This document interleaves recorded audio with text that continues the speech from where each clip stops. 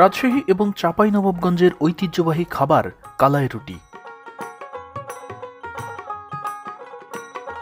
শীতের সকালে মিষ্টি রোদ পোহানোর সময় গরম কালাই রুটি আর খানিকটা সরিষার তেল মাখানো শুকনো মরিচের ভর্তার স্বাদ যে পেয়েছে তার জীবনই যেন ধন্য হয়ে গেছে।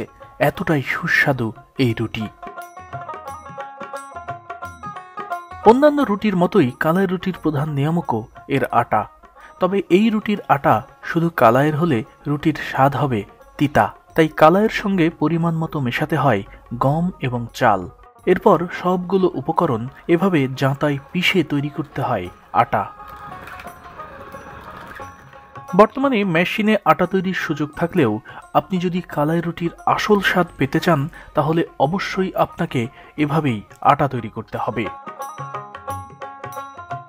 এখানে আসলে কলাইয়ের আটা যেটি সেটি তৈরি করা হচ্ছে কলাই রুটি করার জন্য। একটিবার দেখুন, এই যে এভাবে ঘোরানো হচ্ছে জাঁতা, আর এই পাশ থেকে এই যে দেখুন কি সুন্দর আটা বের হচ্ছে। এইটা একটু কালচে, অন্য আটার মতো না আর কি। আর এইটার মধ্যে এইটা হচ্ছে আসল কালাই, অর্থাৎ কালাই রুটি করার জন্য কিন্তু এখানে গম, চাল এবং কলাই এই 3 প্রকারের জিনিস একটা অনুপাত আছে। এই সুনির্দিষ্ট অনুপাতে কিন্তু মিশিয়ে এটা করতে হয়। শুধুমাত্র যদি কালাই দিয়ে করেন তাহলে কিন্তু রুটি তেতো হবে। আগেকার দিনে গ্রাম বাংলার প্রতিটি বাড়িতেই আমাদের মা চাচিরা এভাবেই জাঁতা কিংবা ঢেঁকিতে আটা তৈরি করতেন, যা ছিল প্রচণ্ড কষ্টের কাজ। যেই কষ্ট কিছুটা হলেও এ বাড়ির 2 পুত্রবধূ নিশ্চয়ই আঁচ করতে পারছেন। আপনার শাশুড়ি কিংবা আপনার মা চাচিরাও এই কাজটা করেছে, এখন আপনারা নতুন প্রজন্মের গৃহবধূ। আপনারা আসলে এইটা করতে এসে আপনাদের কেমন মনে হচ্ছে? তারা কত কষ্ট করেছিল, কোনো অনুভূতি পাচ্ছেন?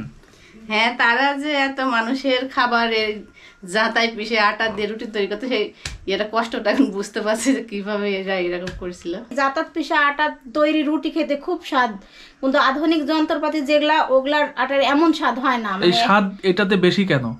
এটা হাতে তৈরি করা আটার মানে স্বাদটাই আলাদা। বাড়িতে অনেক আটাটা অনেক মোটা হয়, আর মেশিনটা কারেন্টে পাতলা হয়, সে কারণে ওটার স্বাদ হয় না ভালো। মেশিন নাকি জাঁতা, কোন আটার স্বাদ কেমন নিশ্চয়ই বুঝতে পেরেছেন। মোট কথা, মোটা আটার কালাই রুটি বেশি সুস্বাদু, আর সেটাই করা হচ্ছে এখানে।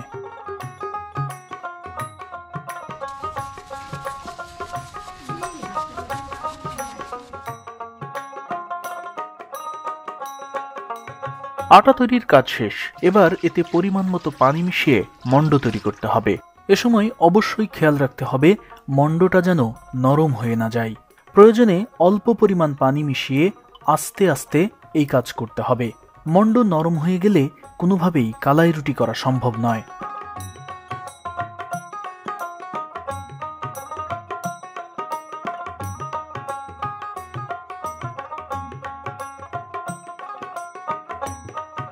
অন্যদিকে মণ্ড তৈরির আগেই কালাই রুটি খাওয়ার জন্য কাঁচা ও শুকনো মরিচ এবং কয়েকটি রসুন ভেজে নেওয়া হলো, কারণ একদিকে তৈরি হবে রুটি, আরেক দিকে চলবে খাওয়া দাওয়া।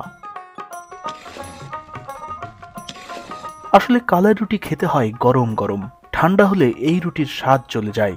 তাই রুটি তৈরির আগেই মরিচের ভর্তা তৈরি করে নিতে হবে, যাতে রুটি তৈরির সাথে সাথেই খাওয়া শুরু করা যায়। রাজশাহীর বাঘা উপজেলার নৌটিকা গ্রামের সরকার বাড়ির পরিবারের লোকসংখ্যা প্রায় 1/2 যৌথ পরিবার, তাই সবার ভাগে যাতে অন্তত একটি করে রুটি পড়ে, তাই কয়েক দফায় প্রায় 10 কেজির মতো আটার মণ্ড তৈরি করতে হবে। তাই এই কাজে পরিবারের সব বয়সী নারী এক চুলার পাড়ে হাজির, ফলে কাজও হচ্ছে জোরে সোরে। সব মিলিয়ে মোটামুটি 60টি রুটি তৈরি করবেন তারা।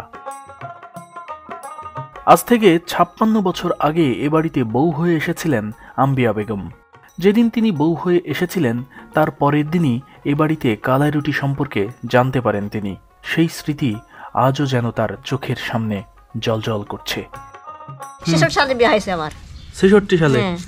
66 সালে বিয়ে হওয়ার পর থেকেই দেখতেছেন এই অঞ্চলে এই কালাই রুটির প্রচলন। তো আপনার শাশুড়ির কাছ থেকে শিখেছেন আপনি? হ্যাঁ, শাশুড়ির কাছে শিখেছি। বাবার বাড়িতে করিনি, শাশুড়ির বাড়িতে শিখছি।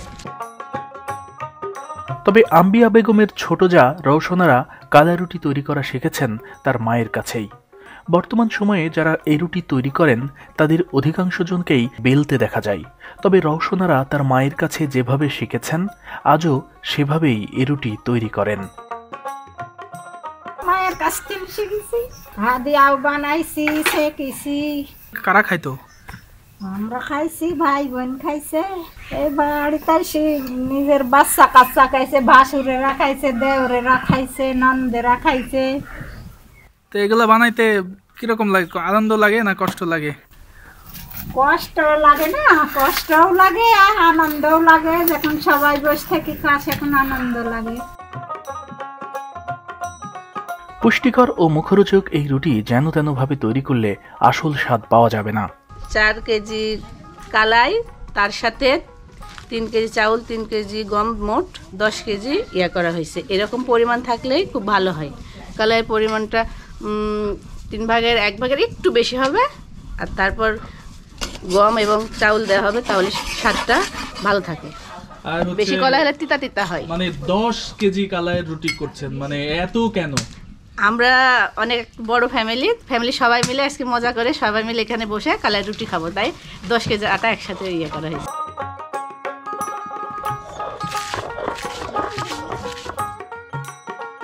তবে কালাই রুটির সবটুকু স্বাদ যদি পেতে চান তাহলে সেই ভেজে রাখা মরিচ ও রসুনগুলো এভাবেই পাটায় পিষতে হবে। ভালো করে পিষে নেওয়ার পর তাতে পেঁয়াজ কুচি এবং সরিষার তেল মিশিয়ে এভাবেই ভর্তা তৈরি করতে হবে। এমন ঝাঁঝালো ঝালের মরিচ ভর্তা দিয়ে কালাই রুটি খেলে এর স্বাদ কখনোই ভুলে যাওয়া সম্ভব নয়। কালাই রুটির ইতিহাস সম্পর্কে দুটো মত প্রচলিত আছে। প্রথমত, রাজশাহী এবং চাঁপাইনবাবগঞ্জে মাসকালাই ডালের ব্যাপক চাষাবাদ হতো। এখনও পদ্মার বিশাল চরে এ ডালের চাষাবাদ হয় ব্যাপক হারে। রাজশাহীর মানেশ্বর বাজারে গোটা বাংলাদেশের মধ্যে সবচেয়ে বেশি ডালের মিল রয়েছে, ফলে সহজেই ধারণা করা যায় এ জেলায় কী পরিমাণ মাসকালাই উৎপাদন হয়।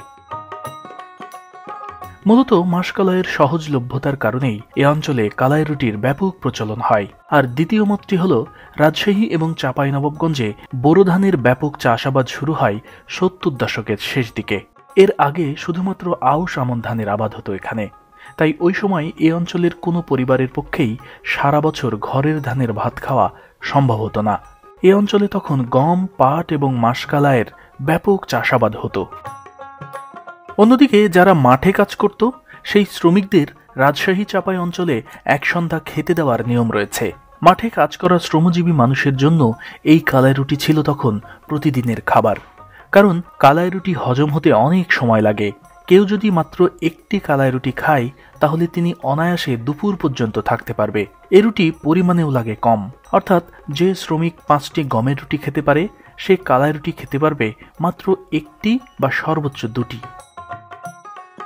খাবার কম লাগা এবং পেটে অধিক সময় এ রুটির স্থায়িত্বের কারণেই মূলত ব্যাপকভাবে এ অঞ্চলে তখন শুরু হয় কালাই রুটির প্রচলন। তবে এখন সেই চিত্র একেবারে বদলে গেছে। রাজশাহী এবং চাঁপাইনবাবগঞ্জ কালের পরিক্রমায় হয়ে গেছে পৃথিবীর অন্যতম আম উৎপাদনকারী অঞ্চল। বর্তমানে এ জেলার যেদিকে তাকাবেন সেদিকেই দেখতে পাবেন শুধুই আমবাগান আর আমবাগান। ব্যাপকভাবে আবাদ হয় বোরো ধানেরও, ফলে মাসকালাইয়ের উৎপাদন আগের মতো ব্যাপক হারে আর হয় না। যে কারণে একসময় প্রতিটি বাড়িতেই যেখানে কালাই রুটি দিয়ে সকালের নাস্তা সারা হতো, সেসব বাড়িতে এখন কালে ভদ্রে দেখা মেলে এ রুটির। এখন আর কেউই জীবনের প্রয়োজনে কালাই রুটি খায় না, খায় শখের বশে। তাই এখন গৃহস্থ বাড়ির এই রুটির স্থান হয়েছে বিভিন্ন বাজারঘাটের দোকান কিংবা শহরের রেস্টুরেন্টে। তবে আগামী প্রজন্মের কাছে নিজেদের শেকড় জানান দিতে আজও প্রতি বছর এই সরকার বাড়িতে বছরে অন্তত একটা দিন সবাই মিলে একসাথে মুখরোচক এই খাবারটি খাওয়া হয়। আমার পেছনে সাইডে সব জায়গায় খাওয়া চলছে, নিশ্চয়ই দেখতে পাচ্ছেন 3 প্রজন্মের মানুষই আসলে এখানে কালাই রুটি খাচ্ছে। যেমন নবীনরা খাচ্ছে তেমনি প্রবীণরা খাচ্ছে, অর্থাৎ একটি পরিবারের যারা থাকেন সবাই আসলে খাচ্ছেন। কোনো আনুষ্ঠানিকতা না, একেবারে উঠানের খোলামেলা একটি জায়গায় এই রুটি উৎসব চলছে এবং একেধারে যে যেভাবে পারছে খাচ্ছে, আর ওদিকে এই পরিবারের নারী সদস্য যারা রয়েছে তারা তৈরি করছে।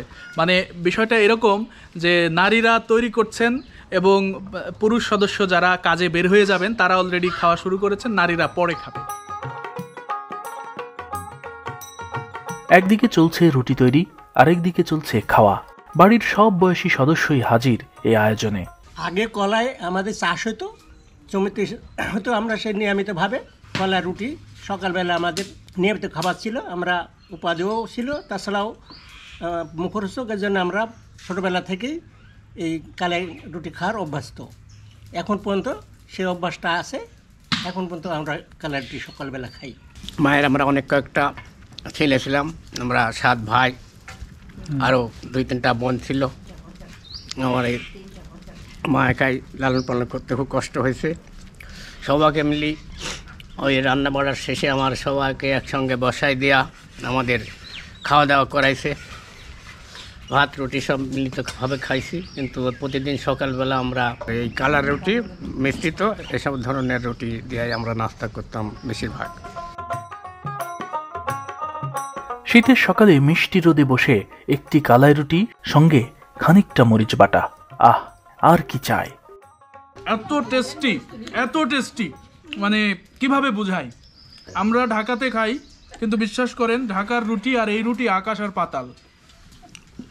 মানে ঢাকার আপনি রুটির সাইজটা আপনারা একটু দেখেন, এখানে কতটা মোটা, আর ঢাকাতে বা শহরের যে প্রান্তেই খান একেবারে পাতলা রুটি দেয়, 30 টাকার দাম নেই, তাই না? তো ঢাকার রুটি যদি 30 টাকা হয় আর এই রুটি যদি ঢাকাতে বিক্রি করা হয় মিনিমাম 50 টাকা দাম হবে। মানে পার্থক্যটা আসলে এতটা বেশি। আর টেস্টের কথা কি বলবো, আপনি একটু মরিচটা দেখেন, এই হচ্ছে মরিচ, এর মধ্যে পেঁয়াজ আছে, সরিষার তেল আছে, শুকনা মরিচের সঙ্গে এগুলো মাখালে শীতের সকালে তো এমনিই ভালো লাগবে, তাই না? তাহলে একটাবার চিন্তা করেন যে মিষ্টি রোদে, শীতের সকালের মিষ্টি রোদে বসে এটা খেতে কতটা টেস্টি বা কতটা তৃপ্তি আমরা পাচ্ছি। আগে আমার দাদিরা এগুলো সকালে তৈরি করতো এবং সবাইকে বসা দিত, আধখিন করেও খেতাম। জনসংখ্যা অনেক ছিল, আধখিন করে দিত, খুব তৃপ্তি সহকারে খুব আনন্দের সহিত খেতাম সবাই মিলে যখন একসাথে খায়, নিজের ভাব বেরিয়ে হয়, তাদের মধ্যে ভ্রাতৃত্ব বজায় থাকে, সবার মধ্যে একটা হৃদয়তার সৃষ্টি হয়। শীতের দিনে রোদ মাখা সকালে পরিবারের সবাইকে নিয়ে এভাবে খাওয়ার আনন্দ সত্যিই অন্যরকম।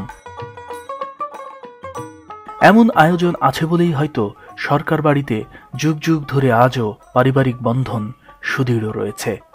দেশের নানা প্রান্তের পারিবারিক কলহের খবরের ভিড়ে রাজশাহীর বাঘা উপজেলার নওটিকা গ্রামের সরকার বাড়ির এমন আয়োজন নিশ্চয়ই সবার জন্য গর্ব করার মতোই দৃষ্টান্ত।